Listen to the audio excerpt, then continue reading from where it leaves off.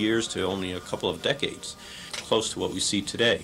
We had found phenomenal changes in the chemistry of the ice. We found that during the period when the ice sheets were starting to melt away, that we have more signals of volcanic deposition and of greater magnitude or greater concentrations than at any other time over the last 110,000 years that we've measured. Unprecedented volcanic upheaval coupled with atmospheric turmoil and huge floods. For as ice sheets over a mile thick melted within decades, sea level shot up by 4,500 feet.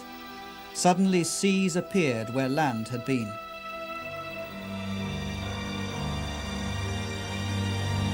You could walk from Great Britain to Scandinavia at a time when a climatic revolution shaped the North Sea.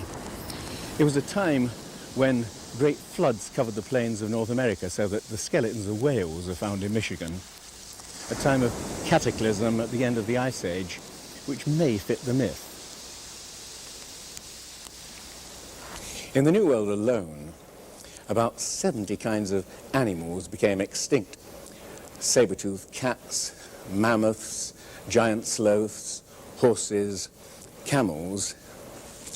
Let me just put that in perspective. Over the previous 200,000 years, less than 1/3 of that number had become extinct. And that same extraordinary pattern of extinction was repeated over Europe and Asia. In the permafrost of Siberia and Alaska, tangled masses of bones are found of millions of animals which perished in a cataclysm. The giant mammoth didn't fall victim to the hunters of prehistory. He was felled by natural catastrophe. At the turn of the century, Siberian hunters stumbled across the frozen skull of one huge animal. When it was dug out and transported, its stomach was found to contain undigested plants from a temperate climate. The animal had been deep frozen faster than any modern freezer is capable of. What is certain is that some 12 or 13,000 years ago, a terrible cold descended on Siberia and hasn't relaxed its grip ever since.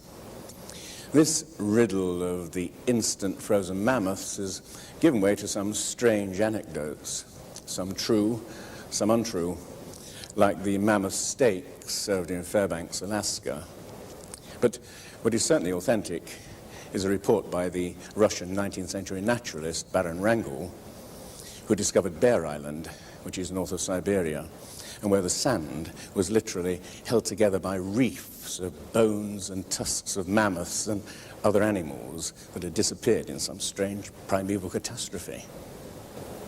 These mass extinctions, this tremendous volcanic activity, this rapidity of the melting of the ice seems to suggest some enormous climatic revolution that took place about 12,000 years ago. There seems to be some unknown factor that we can't put our fingers on. The end of the Ice Age.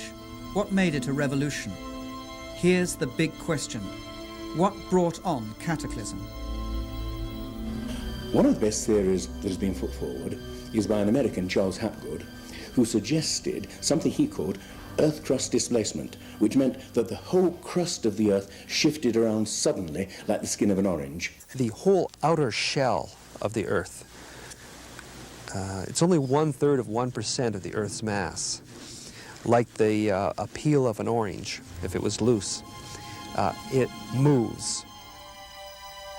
Thinner than an eggshell, the Earth's crust rests on a molten liquid interior. The ruling theory on the Earth's crust is that of plate tectonics, continents slowly drifting apart over hundreds of millions of years, though science scorned the theory for over half a century. It now equally scorns the notion that the Earth's crust could move as a whole, and suddenly. But one scientist was mesmerized by the idea. Had he lived longer, Earth crust displacement would have been considered more seriously. His name was Albert Einstein. This is a summary of what he said. When I came across Hapgood's work, I was electrified.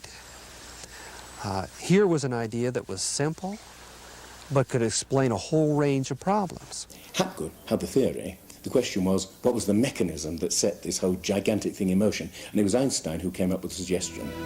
The enormous amount of ice that builds up around the poles can become 2 miles thick, ice that extended right into the middle of the continent of America. And these billions, countless billion tons of ice, if they formed in an imbalanced way, would cause the Earth, as it were, to judder like a wheel with a great weight placed on its rim. This judder would in fact be sufficient to cause that switching of the crust of the Earth. 55,000 years ago, the North Pole lay close to Europe, but suddenly swept to Hudson Bay in Canada. And around 12,500 BC, it suddenly shifted again, almost 2,000 miles to where it lies now. Or is it better to say the lands and seas have been swept across the pole, propelled by a sudden displacement of the Earth's crust? If so, this is one of the things which would have happened at the end of the Ice Age. The displacement propelled America out of the polar zone. The sea to the north of it froze over with a thin sheet only meters thick. The huge old ice sheet over North America, more than a mile thick, suddenly melted in a matter of years. Now, what's so interesting about the Hapgood-Einstein theory is that it also explains all kinds of other myths quite apart from the myths of flood. There are myths of tremendous earthquakes, volcanic catastrophes, black rain falling from the sky, sudden freeze-ups of whole lands. And you can see, then in point of fact, this is precisely what would happen if the Earth's crust switched around. Quite suddenly, areas that had previously been freezing would suddenly be switched into hot regions. Things like that flash-frozen mammoth of Siberia. Whole species would be wiped out. If an Earth crust displacement caused the deluge that destroyed a civilization, where was that civilization? Searchers believe to have found it on the Greek island of Santorini, once destroyed in a huge eruption, or in ancient Troy.